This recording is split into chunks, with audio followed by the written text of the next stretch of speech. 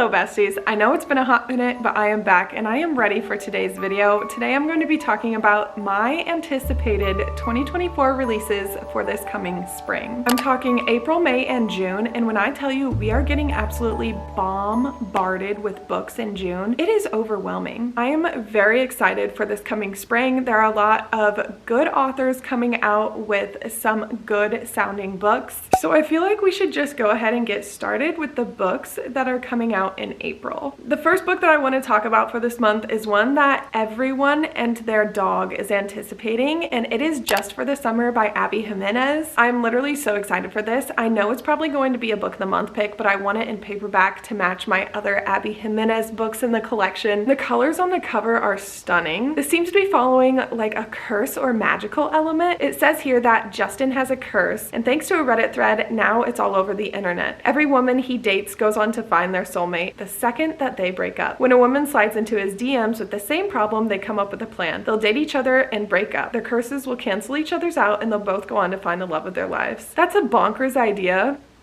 and I feel like they're gonna fall in love in the process. This next one, I had no idea it was coming out until just a few months ago, so I'm so glad that I saw one of my friends on Instagram talking about it, and it is Holly Jackson's newest release. It's called The Reappearance of Rachel Price. This is a new true crime fueled mystery thriller about a girl determined to uncover the shocking truth about her missing mother while filming a documentary on the unsolved case. So many books recently have been implementing the podcast or documentary aspect. I'm not really mad about it because each time it's been done in a unique way, but I'm getting a little bit nervous with all of the books including those elements because I don't want it to start getting repetitive. This one reminds me a little bit of A Good Girl's Guide to Murder, not so much the plot, but in the aspect that our main character is a girl and she's searching for the truth within her town and her family, trying to discover what actually happened to her mom. Next up, we have a book from an author that I've actually never read from before, but that needs to change ASAP. This is The Rule Book by Sarah Adams. This seems like a second chance romance based on what I just read. It seems like two college sweethearts reuniting years later, and I'm sure they're going to fall in love. It says a wild night in Vegas leads to Nora and Derek in bed the next morning, married. With their rule book out the window, could this new relationship be the thing to save their careers? So it seems like they're going to use this marriage in order to benefit themselves. Okay, so this might be interesting. I feel like a recent romance like last month just came out with this whole Vegas marriage trope. Again, I'm sensing a theme within all these authors recently. Next we have Elsie Silver's Wild Love. I actually haven't read anything from Elsie Silver, but that really needs to change because I am now in my cowboy romance era after reading Lila Sage's books. It says, Rosie Belmont has been driving me wild for years. The good kind of wild, the bad kind of wild, but mostly the kind of wild that comes with wanting your best friend's little sister and knowing you can't have her. Oh crap. So this is a best friend's little sister romance.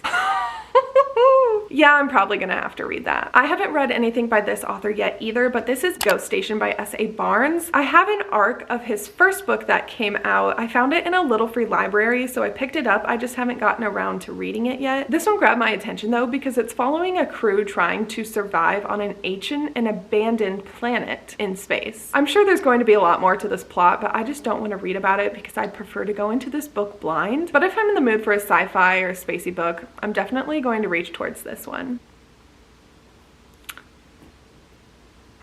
I just realized I haven't been telling you guys the dates that these books come out. Well, I'm going to start doing that now, but the first three books that I mentioned come out on April 2nd, and then the past two, Wild Love and Ghost Station, come out on April 9th. What a rookie mistake. Then a week later on April 16th, Maisie Eddings has her newest publication coming out, and it is titled Late Bloomer. I have seen this one going around on Bookstagram, on NetGalley. I feel like this is going to be a really popular one because it's a sapphic opposites attract romance. From what I can remember, one of these characters ends up winning the lottery. With the lottery money, she just wants isolation, so she buys a failing flower farm to kind of be her work of love. When she gets there, the other main character that is seen here on this cover refuses to leave, so I'm pretty sure they cohabitate, if you will, and work together to try to bring back this flower farm. Along the way, I'm sure there's going to be arguing and a growing attraction.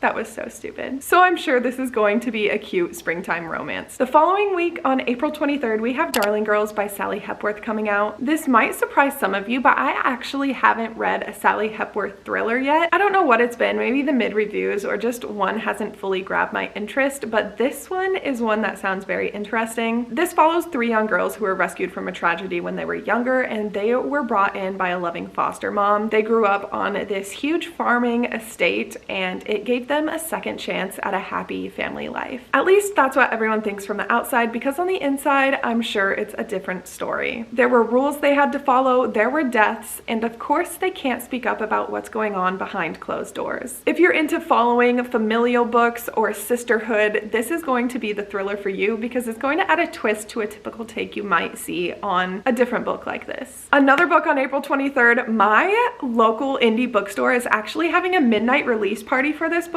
It's going to be huge, but of course, you guys probably know what I'm talking about. It is Funny Story by Emily Henry. I have read all of Emily Henry's books except for Beach Read and Happy Place. I don't know what it is, I just haven't read her first or most recently published book. They kind of scare me a little bit with how much everyone loves them. It says Funny Story is a shimmering, joyful new novel about a pair of opposites with the wrong thing in common. But it's all just for show, of course, because there's no way Daphne would actually start her new chapter by falling in love with her ex-fiance's new fiance's ex, right?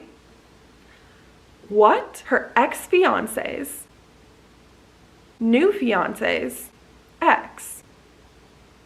What? That is going to take more brain power than I am willing to give it right now to understand, but that is the premise of this book, and I probably will be picking it up down the line, but unless it's in one of my book subscriptions, I'm going to wait until it publishes in paperback. Is anyone else bothered by these romance authors publishing their books in hardcover first now?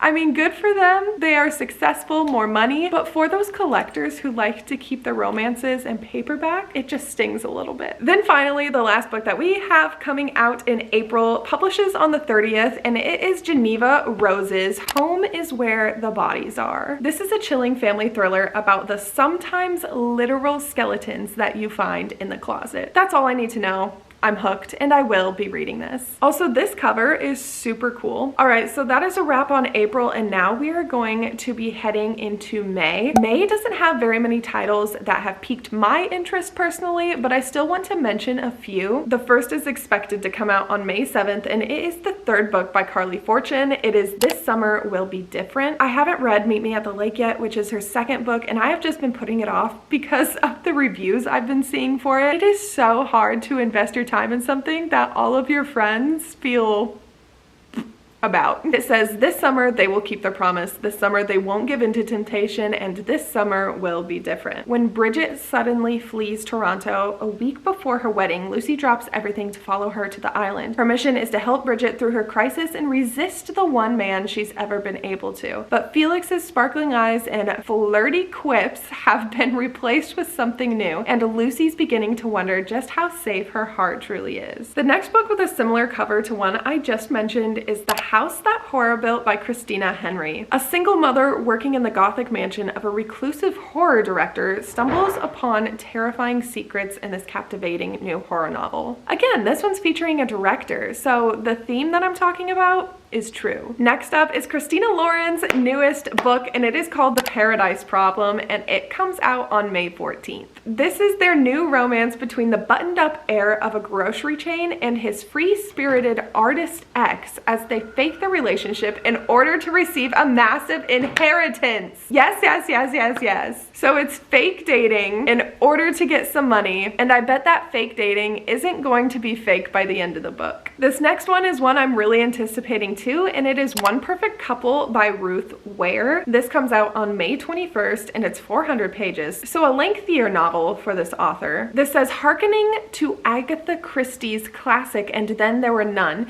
this high-tension and ingenious thriller follows 5 couples trapped on a storm-swept island as a killer stalks among them. Oh, Ruth Ware. This trope has been done so many times, so I really hope this is unique in some way. I feel like I should read a little bit more more of the synopsis just to see if there is like an added element that I'm not used to. When the opportunity arises for one of our main characters to join the cast of a new reality TV show, The Perfect Couple, an audition process later, she is whisked off to a tropical paradise. Okay, so she's with a bunch of other couples heading to this island. It's a deserted island, and I'm sure one of them is going to be a killer. Ruth Ware, please don't do me wrong. I loved 0 Days, her most recent publication. I know it wasn't very popular, but I thought it was really good, so I am hoping this one is too. Then the last book for May comes out on the 28th, and it is by Alex Finley. This is If Something Happens to Me. For the past 5 years, Ryan Richardson has relived that terrible night. The car door ripping open, the crushing blow to the head, the hands yanking him from the vehicle, and his girlfriend Allie's piercing scream as she is taken. With no trace of Allie years and years to come, he has entered law school and has put his past behind him. Well, if he went to law school, I am sure that his past is not truly behind him. He goes on a summer trip abroad with his friends, and halfway around the world, the unthinkable happens. Ryan sees the man who has haunted his dreams since that terrifying night. Oh my goodness! This is told from several distinct, compelling characters, so it's multiple POV,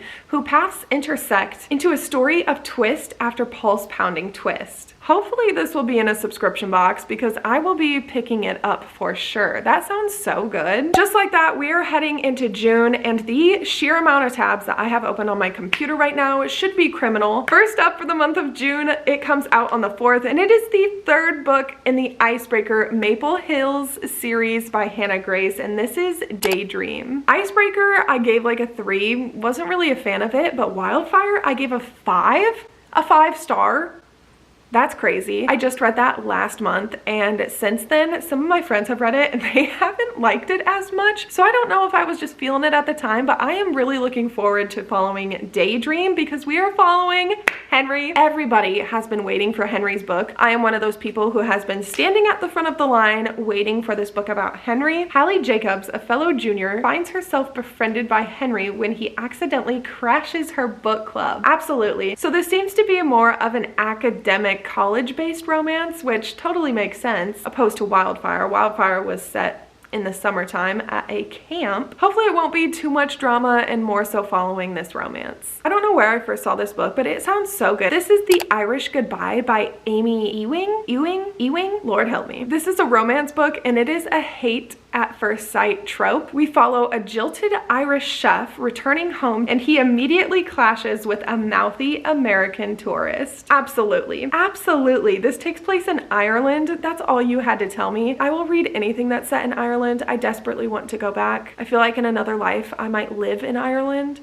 Did I say that comes out on June 4th? Another book coming out on June 4th is the highly anticipated Leather and Lark. This is the 2nd book in the Runeous Love trilogy. The first book is Butcher and Blackbird, and I read that in a previous romance reading vlog, just a video back on my channel, so be sure to check that out if you're interested. I had such a fun time with it. I don't want to read into much of what this one is about, but I know it is following contract killer Lachlan Kane, and this is the romance between him and Lark. Now this next one is one I don't know if I'm going to read, but it is Frida McFadden's The Housemaid is Watching. This is the 3rd book in her The Housemaid series. I read The Housemaid this month in March, and I just thought it was an average thriller at best. I gave it a 3 stars. Looking back, I could probably give it a 2.5, but guys, it just wasn't it. If y'all need some thriller recommendations, please come to me because I will help a homie out. I haven't read the 2nd one yet. I don't know if I'm going to, but it's on my TBR tentatively. It's not a high priority one. This is the 3rd book coming out in this series. I'm sure it follows some sort of the same characters, and in the 1st book we are left on a cliffhanger, so I'm sure whatever happens in the 2nd book is going to spill over into this one. The next book also comes out on the 11th, and it is The Romcoms by Catherine Center. She's rewriting his love story, but can she rewrite her own? Emma Wheeler desperately longs to be a screenwriter. She spent her life studying, obsessing over, and writing romantic comedies, the good ones, that win contests.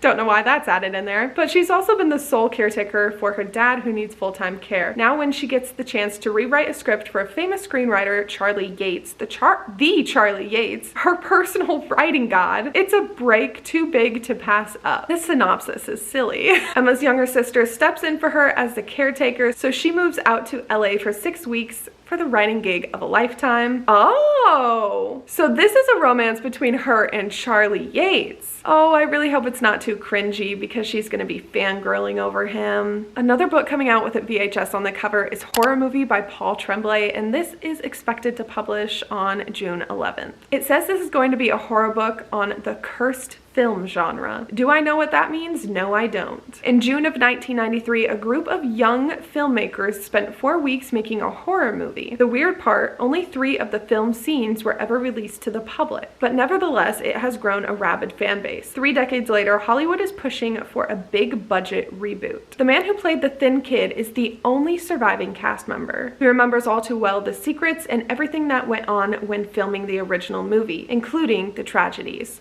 Oh, demons of the past be damned, but at what cost? Spooky, ooky spooky. It is getting really dark in here, so I'm sorry, but we're just gonna hang on until the end of this video. Hopefully it makes for a relaxing vibe. Next up is one I am so anticipating, and my dad is too. It is Riley Sager's newest adult thriller release, Middle of the Night. This is going to publish on June 18th, and this is his first thriller actually having a main character that's a man. I can't believe in like the 7 books he's written, we've only read from females, but this is going to be his first one from a male perspective, and I am really looking forward to it. This follows a man who must deal with the long ago disappearance of his childhood best friend. He returns home, and all of the dark secrets lurking just beyond the safe confines of his picture-perfect neighborhood come to light. That's all I need to know. I'm going to read it. I hope it's a spooky neighborhood. I hope there's spooky neighbors. I hope it's twisted and twists, and I'm ready. I'm ready. This next cover is to die for. I will sell my soul for this book cover. Kidding, I'm not actually going to sell my soul. But this is The Art of Catching Feelings by Alicia Thompson. I just read With Love from Cold World, thought it was okay, and I still have to read her serial killer one, but this cover is so good. I'm a baseball coach, so this is like speaking right to my soul. This follows a professional baseball player and his heckler falling in love. You know, we just got that Tessa Bailey book following a professional golfer and his biggest fangirl. This is kind of giving me the same vibes in a sense. So I don't want to compare them while reading, but that's just going to be in the back of my mind. Those were 2 bangers back to back. The next book comes out on June 18th, and again, it has a similar cover, but this is by Craig DeLuey, and it is How to Make a Horror Movie and Survive. So many horror thriller books coming out with like directors or movies, podcast elements. What the heck is happening? This is a darkly humorous horror novel that sees a famous 80s slasher director who is set out to shoot the most terrifying horror movie ever. He films it with an occult camera that might be and is probably demonic. Horror isn't horror unless it's real, right? This next one actually comes out on June 6th. I don't know how this order got messed up. Maybe it got a different publication date, but it is Lucy Foley's newest release, and it is The Midnight Feast. I've seen a couple of advanced reviews for this already, so I know we follow so many different point of views within this, but I think it's one I'll still pick up, maybe just on audio though, without physically owning the book. This is a new twisty locked room murder mystery. Welcome to the opening weekend of the Manor. I felt like Taylor Swift there. A luxury resort built on top of old secrets in an ancient wood. The founder, the lover, the mystery guest, the kitchen help, and the detective. 5 POVs. Not bad, doable, but I'm not in love with that. All have an agenda, all have a past, but not everyone will survive. Dun dun dun. That's all we got. That's the synopsis. Hopefully it's a good time. It already has a 3.5 rating on Goodreads though, so take that with what you will. Next is the second book by Lauren Asher in the Lakefront Billionaires series, and it is Love Unwritten. I still have to read the first book from this series. My parents got that for me for Christmas, I want to say. But this follows 2 characters by the names of Raphael and Ellie. Ellie Sinclair is a hopeless romantic who writes love songs. She's a struggling workaholic who could inspire 100 breakup albums. Oh no, and I just mentioned Taylor Swift. And what's worse than working for a grumpy single dad? Admitting that I once had a secret crush on him in high school. He's now a billionaire with a company to run and a child to take care of. She's an unemployed songwriter, but he still hired her. Okay, I'm here for it. I'll pick it up. I'll read it. Has a really good rating on Goodreads. Next book comes out on June 11th, and it is Not in Love by Ali Hazelwood. I don't know why all of these June books are like out of order. I'm so sorry, but at least I'm telling you all the dates now, right? This is Ali Hazelwood's next adult romance release. This is going going to be another STEM romance. I enjoy them for the most part, so I'm not mad about that. It's a forbidden secret love affair that proves all's fair in love and STEM. Next up, we have Ashley Poston's newest adult romance, and it is a novel love story. This cover with the colors is beautiful. A professor of literature finds herself caught up in a work of fiction. No, literally. This is a romance between a professor, like I just mentioned, and a grumpy bookstore owner. He has mint green eyes and an irritating, sexy mouth with impeccable taste in novels. Ew, that was disgusting. I can't believe I just read that sentence for the internet.